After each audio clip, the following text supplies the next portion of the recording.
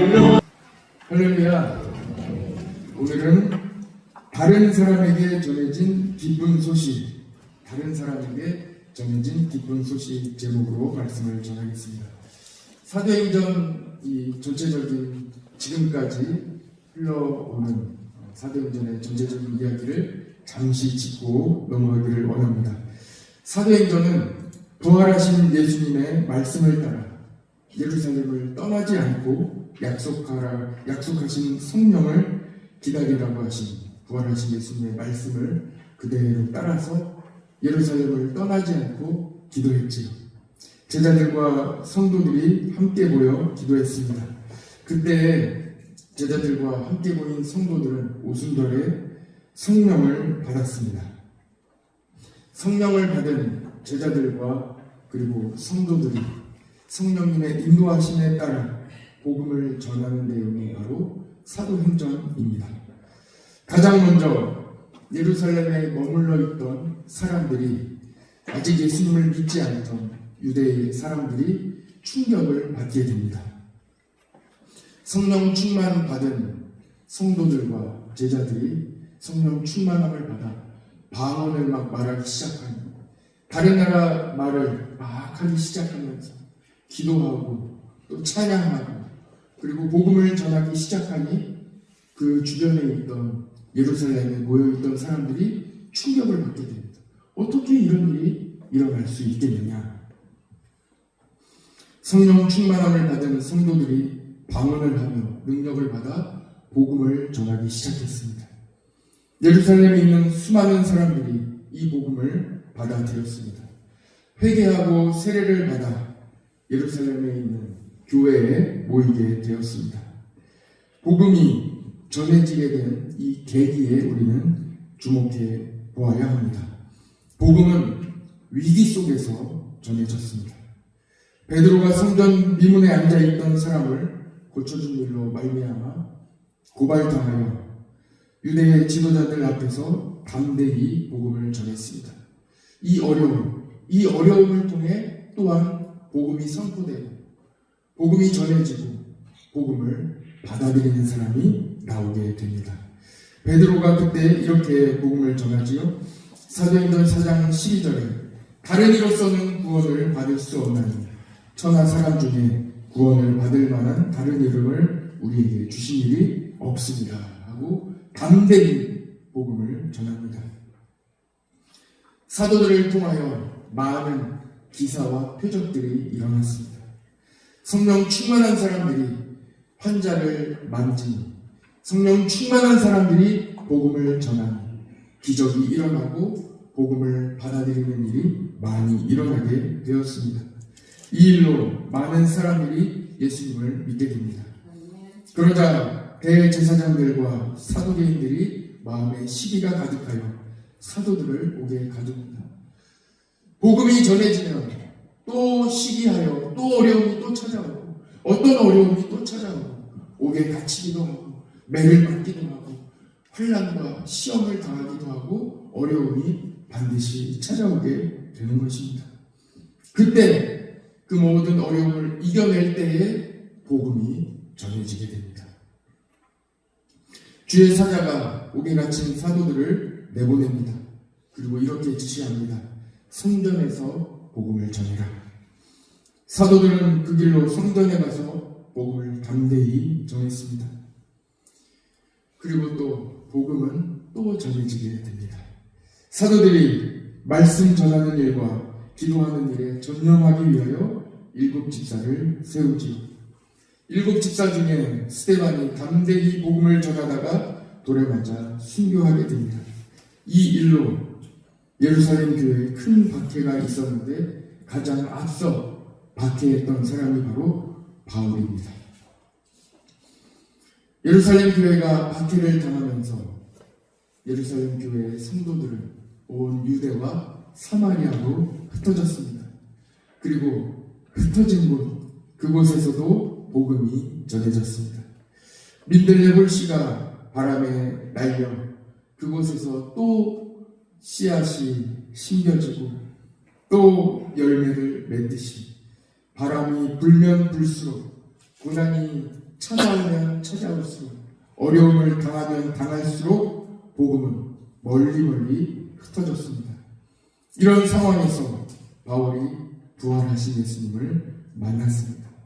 그리고 복음을 받아들이고 이 바울이 예수님 믿는 사람들만 찾아다니며 박해했던 이 바울이 예수님을 만나 복음을 받아들이고 완전히 하나님의 자녀가 됩니다. 그리고 베드로가 환상을 보고 이탈리아 부대 중대장 고넬료에게 복음을 전하고 세례도 줍니다. 이 일을 시작으로 베드로가 이방인에게 복음을 전하기 시작했습니다. 이방인들이 예수님을 믿고 성령을 받아 방언을 말하는 모습이 전해지게 되었습니다. 베드로는 이방인들이 성령 충만한 장면에 매우 놀라게 됩니다. 사도행전 10장 45절에 이렇게 기록되어 있습니다. 베드로와 함께 온 할례받은 신자들이 이방인들에게도 성령 부어주심으로 말미암아 놀라니 하고 기록되어 있습니다. 오늘 우리가 함께 읽은 사도행전 11장의 이 말씀은 예루살렘 교회, 예루살렘에 있던 많은 유대인들이 첫 번째로 성령 받은 성도들로 말미암아 충격을 받고 놀랐다면, 오늘 사도행전 11장에는 두 번째로 충격받는 놀라는 장면이 소개되고 있습니다. 그 장면은 바로 이방인들에게도 하나님께서 성령을 부어주시는 장면입니다. 하나님께서 이방인들에게도 성령을 부어주셨는데, 그 장면은 유대인들에게 성령을 부어주셨던 그 장면과 똑같이 일어나게 됩니다. 유대인들은 놀랍니다. 이 놀라는 감정은 깜짝 놀랐다, 어떻게 이런 일이 일어날 수 있지? 하는 이 정도의 놀람이 아닙니다. 이때 놀라는 이 감정을 같이 말씀드리자면, 탕자의 비유에 나오는 마다들의 심정입니다. 마다들은 아버지를 한 번도 거스른 적이 없다고 합니다. 늘 부모를 공경하며 맡겨진 일을 해왔는데, 그날 탕자가 돌아와 이 탕자는 아버지 재산을 가지고 허랑방탕한 이 탕자가 돌아와 잔치가 열리는 그 장면을 보고 이 마다들은 충격을 받게 됩니다. 아버지가 허랑방탕한 둘째를 위하여 잔치를 열어주셨기 때문입니다. 유대인들은 하나님을 알고 메시아를 기다리던 사람들입니다. 이방인들은 하나님을 알지 못하고 우상을 섬기며 자기 문화대로 살아온 사람들입니다. 이방인들은 먹는 것도 율법에 맞지 않는 불결한 것들을 먹었습니다. 그러나 복음은 온 유대와 사마리아를 넘어 땅끝까지 뻗어나가게 됩니다.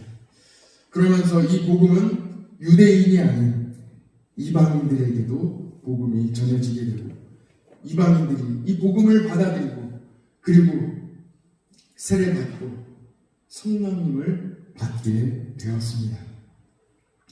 오늘 본문 11장에는 마다들의 심정이 그대로 나와 있습니다. 오늘 말씀의 2절, 3절을 같이 봤으면 좋겠습니다. 2절을 제가 먼저 읽겠습니다. 베드로가 예루살렘에 올라갔을 때에 할례자들을 비난하여,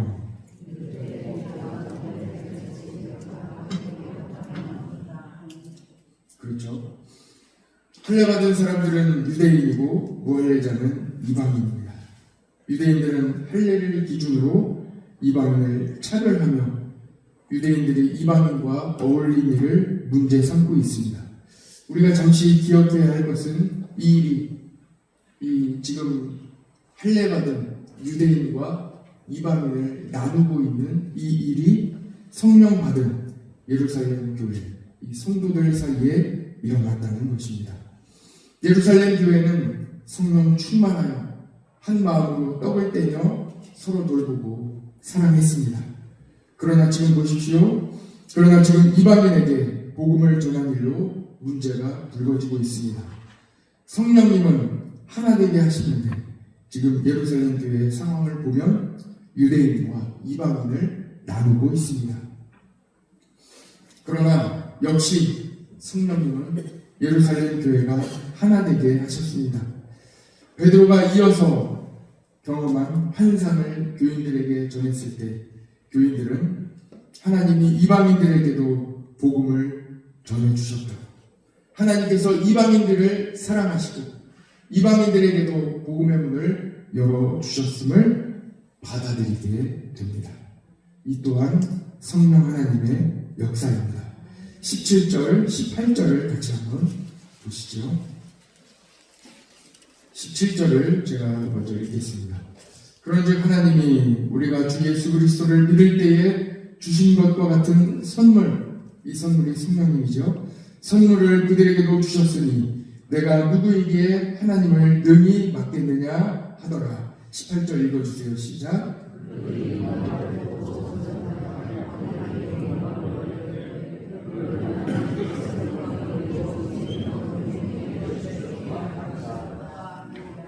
아멘. 놀라운 장면입니다. 지금 이 18절에 여러분이 함께 읽은 이 말씀은 우리가 성령 받은 교회, 성령 충만한 교회가 경험할 수 있는 놀라운 장면이 지금 이 한 절 가운데 소개되고 있는 거예요. 예루살렘 성도들은 이방인에게 복음을 전하는 것을 받아들이고 있습니다. 받아들이고 있습니다. 우리는 언제나 마다들이 됩니다. 봉사하면 마다들이 되고 직책이 있으면 축복받으면 앞서 나가면 오래되면 마다들이 됩니다. 오늘 사도행전 11장 예루살렘 교인들에게서 보듯이 성령을 받아도 마다들이 됩니다. 이렇게 어떻게 이런 일이 이방인이 복음을 받아들일 수 있냐고 놀라게 되는 것이죠. 하나님 아버지께 묻게 되는 것입니다.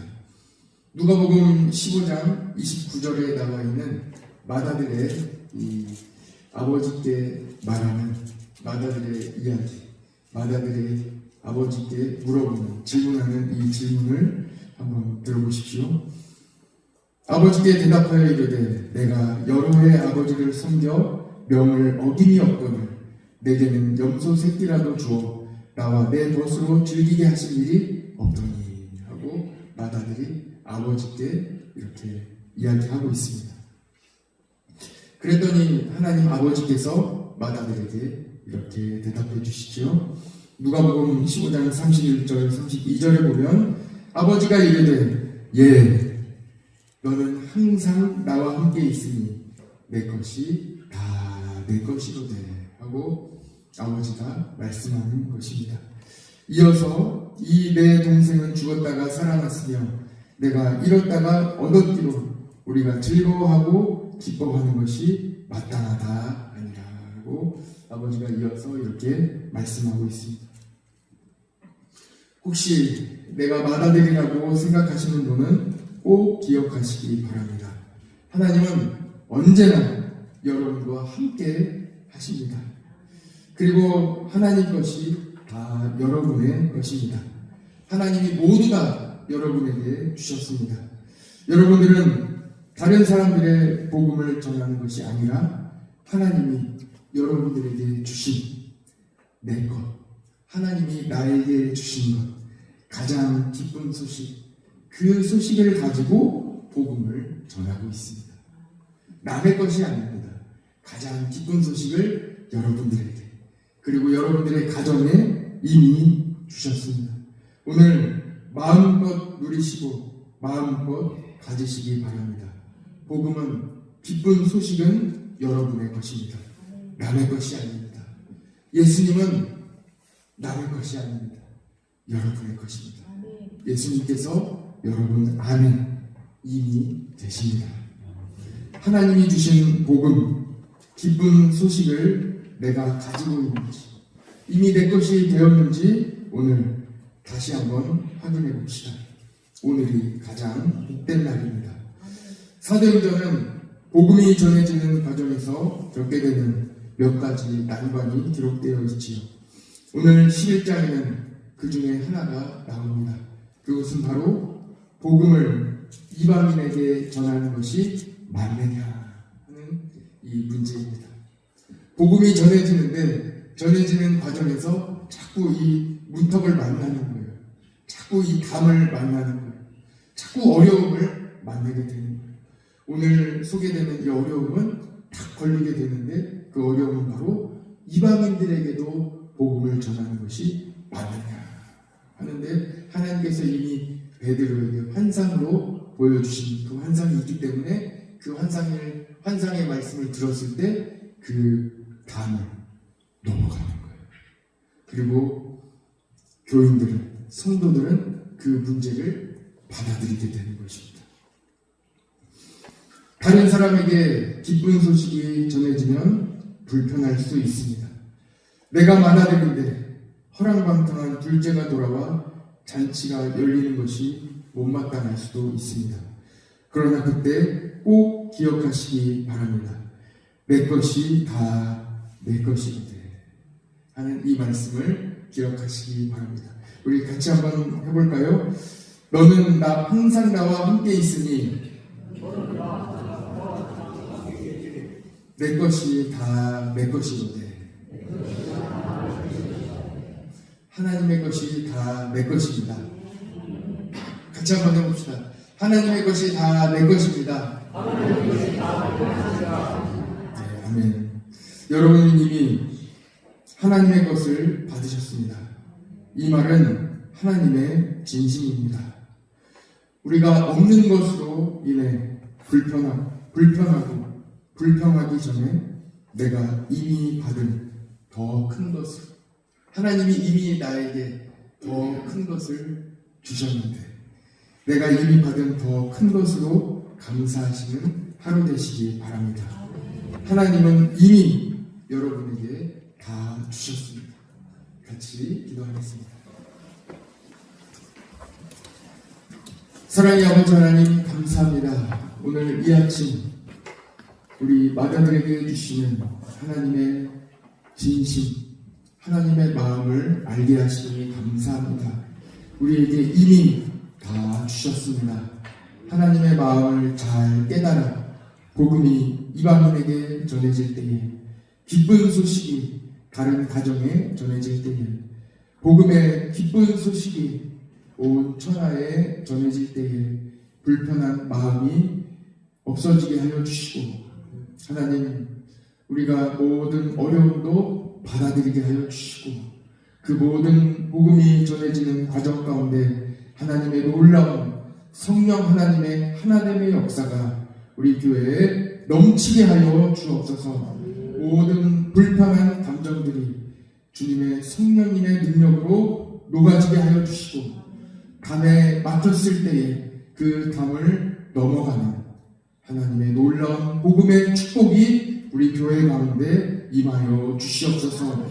오늘도 이미 우리에게 주신 더 큰 은혜, 더 큰 축복, 더 큰 놀라운 하나님의 축복으로 말미암아 감사하는 하루가 되게 하여 주시고, 이미 우리 가정에 이미 나에게 주신 수많은 복으로 복을 발견할 수 있는 믿음의 눈도 허락하여 주시옵소서. 오늘 가장 기쁜 날, 가장 복된 날이 될 줄 믿습니다. 우리 성도님 한 분 한 분을 붙들어 주시옵소서. 이 시간 하나님께 감사의 물 올려드립니다. 우리 김옥기 권사님 교육관 건축 헌금으로 올려드리오니 주여 기뻐 받아주시고, 우리 권사님의 삶에 하나님의 놀라운 축복이 넘치게 하여 주시고, 늘 하나님의 잔치에 참여하는 믿음의 가정 되게 하여 주옵소서. 우리 모든 성도들에게 오늘 하나님이 주시는 놀라운 축복으로 말미암아 기쁜 날이 되게 하여 주옵소서. 모든 무너진 삶이 세워지게 하여 주시고, 모든 흔들린 삶과 또 우리 가정이 다시 세워지는 온전케 되는 하나님의 축복이 있게 하여 주옵소서. 아버지 하나님, 우리 환우들 한 분 한 분 붙들어 주시고 주님 치료하여 주시고 회복하여 주시기를 간절히 원합니다. 주님 도와주옵소서. 오직 주님께 모든 것 맡겨드리며 예수 그리스도의 이름으로 기도드립니다. 아멘.